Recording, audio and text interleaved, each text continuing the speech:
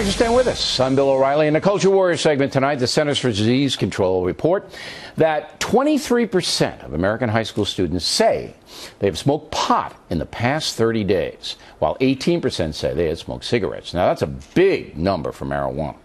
As we've been telling you, all this quasi-legalization stuff, the medical marijuana ruse, that kind of thing, sending a message that there's nothing wrong with getting stoned, even if you're 12 years old. Here now, the Culture Warriors, Gretchen Carlson, Janine Pirro.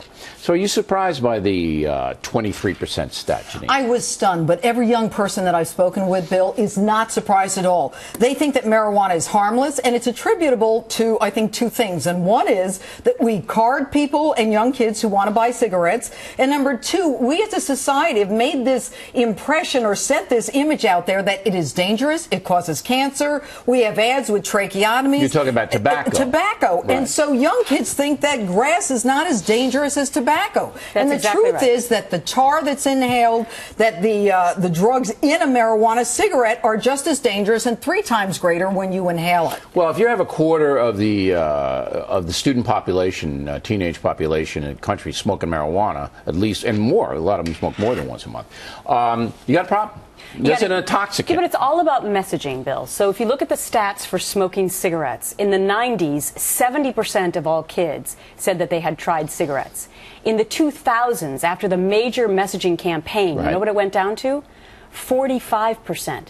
So there's hope here if we do the same thing that we used to do with drugs. Nobody's going to do it because the media glamorizes pot. They do, but remember there was that campaign back in the 80s that I don't remember exactly, but it was under Nancy Reagan, and there was a drop in drug use. Just say no. But just say no. Here's the problem. You guys got to come to grips with reality. The people who make the messages, the people who are television executives, advertising executives, they like it. They smoke it themselves. They do, and here's the problem. It's good for, our legislators, we've got 15 states that have decriminalized marijuana. Well, that message is, we've got nothing wrong with 17 states that have allowed medical marijuana. That suggests to young people that there's a normalization, and even that in it's school, medical. Even I was walking down the street the other day here in Manhattan, and I walked by a junior high school, and there were 3 kids smoking pot outside, right outside the junior high school, right in the street. And then they put up the thing, and they walked right in. And obviously, they don't fear the teachers or anything else. When I was a kid, if the kid had red eyes and a kid was walking into the locker room, I'd say, hey, come over here, man. And you could smell marijuana on people anyway. But that's one thing, that the school system really isn't jazzed about it. You don't see a lot of campaigns in the public school system. And the second thing is that this medical marijuana thing is, it's good for you. But you can get it for, if you have a headache, you can get it. So it is a ruse. But here's... Headache? You don't even have to have a headache. Here's why messaging campaigns can work. Think about seatbelts for a minute. Nobody wore seatbelts, and then suddenly it became part of our culture in messaging. Because they put you in jail if you don't. But now you don't even think twice about getting in a car and putting on your seatbelt. The same, I'm just being an optimist. The same can happen for this. And you know what it does? It makes parenting tougher. Not going to happen. It makes this whole thing with medical marijuana makes parenting tougher. Here's the danger. Here's the danger, and everybody should understand this. If you're a child, and a child goes up to 17 or 18, and you're intoxicating yourself on a regular basis, your childhood's gone. Okay, your whole life changes, and then you're much more susceptible to other intoxicants because it feels good to get stoned. There's a suburban high school in New York City, and they have a club in the high school called Wake and Bake.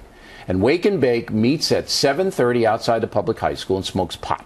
Before school. Right? Before school. Yeah. And the stoners in the high school, there's a lot of them. And every kid in the high school knows about the Wake and Bake club.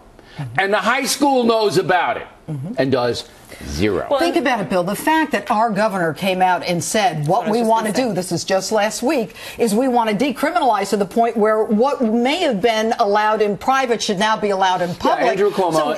So you've got Bloomberg too. The everyone. mayor and the governor say, look, you can't drink 16-ounce sodas, but if you want the doobie, you want to smoke a joint, go ahead, carry it around. Right ahead. Do they still call it a doobie? No, I don't The know. Doobie Brothers. Come on. Yeah, but that's a different group. What do they call it now? The J, the what? Weed. Joint? It's the joint, the weed. They always called it a joint? Yeah.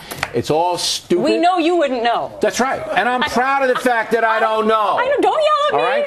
I'm proud of you, too. And look where I am, ladies and gentlemen, with my personality. If I was smoking pot, you'd be likable. I'd be in prison. Yeah. That's where I'd be. All right, you know why? You'd make a business of it. You'd make a lot of money. I don't care. I don't want to make money that way. Nobody should. I don't want people I agree. intoxicated. Intoxicated is not a good thing.